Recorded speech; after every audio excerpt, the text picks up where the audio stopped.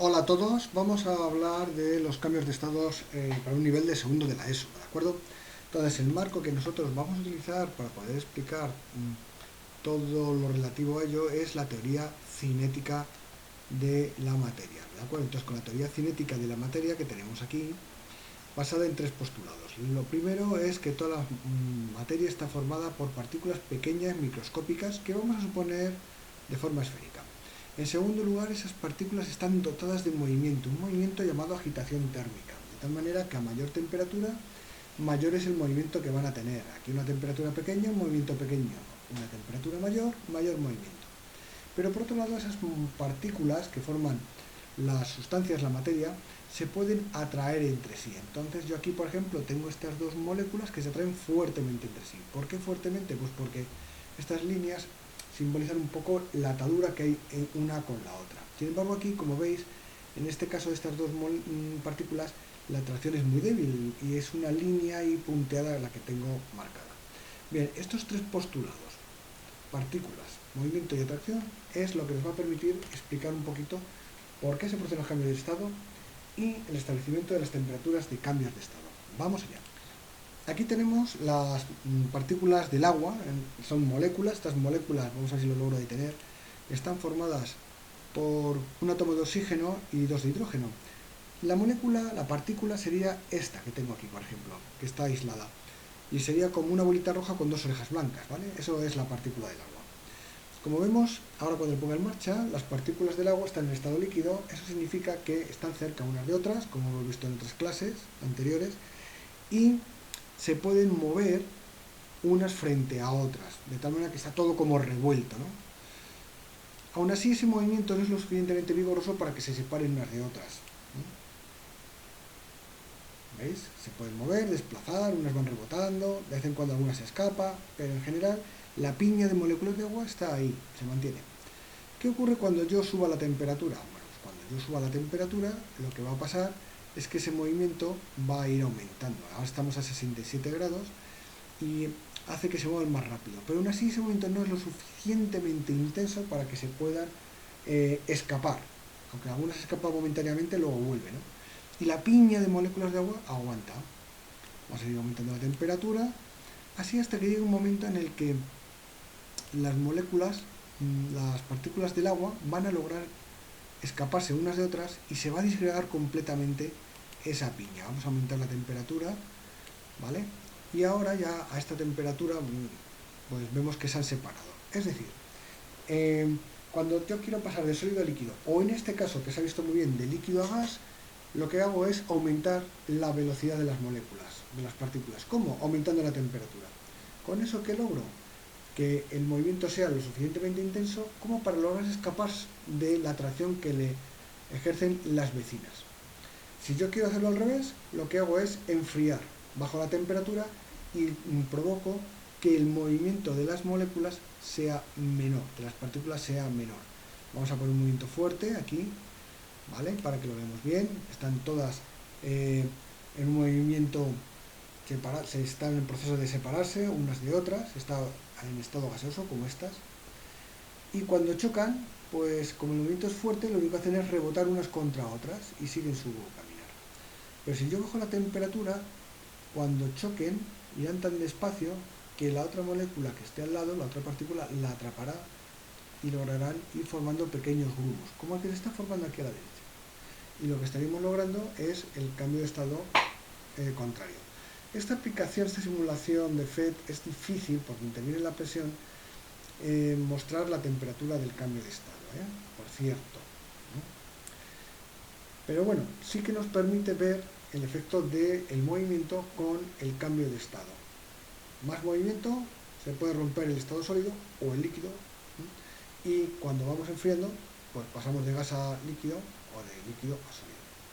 Vamos a enfriarlo mucho para que veamos el paso a estado líquido. Vamos a hacerlo rápido porque no quiero que el vídeo se alargue indefinidamente. Bueno, ahora estamos a 20 grados bajo cero y las moléculas del agua, fijaros que tienen un movimiento más lento que antes, pero sobre todo van a conservar la posición ¿vale? Hay alguna que se empieza a mover porque la aplicación, pues la simulación esta tiene sus defectillos. Pero poco a poco se van a ir colocando hasta que llegue un momento en el que lo único que van a hacer es vibrar en torno a la posición de equilibrio. Hemos logrado el sólido. Bien, ¿esto qué va a provocar?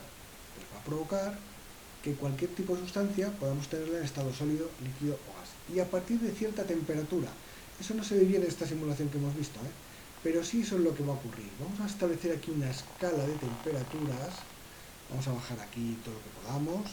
Vamos a poner aquí el menos 200, aquí el menos 100 grados centígrados, el 0 grados centígrados, ni frío ni calor, y aquí el 100 grados centígrados. Bien.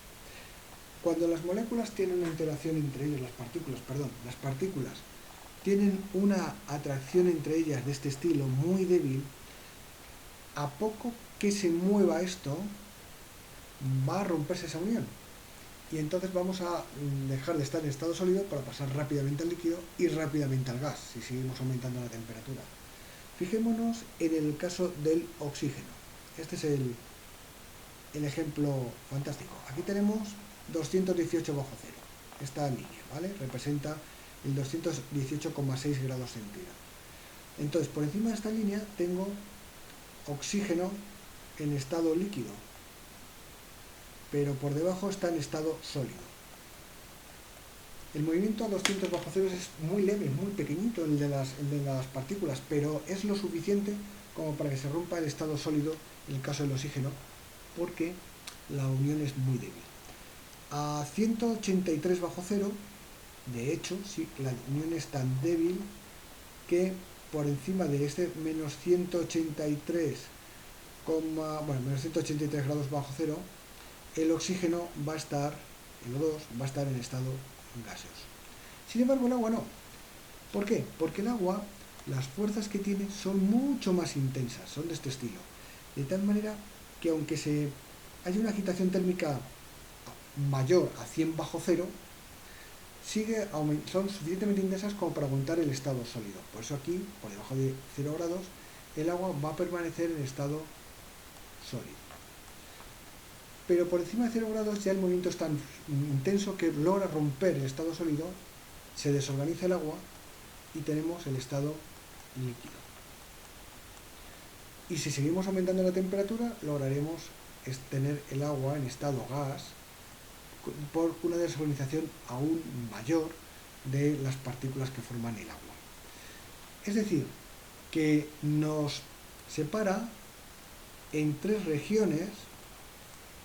Voy a rayar esto. Una sería por encima de temperatura de ebullición, donde va a existir la sustancia en estado gaseoso.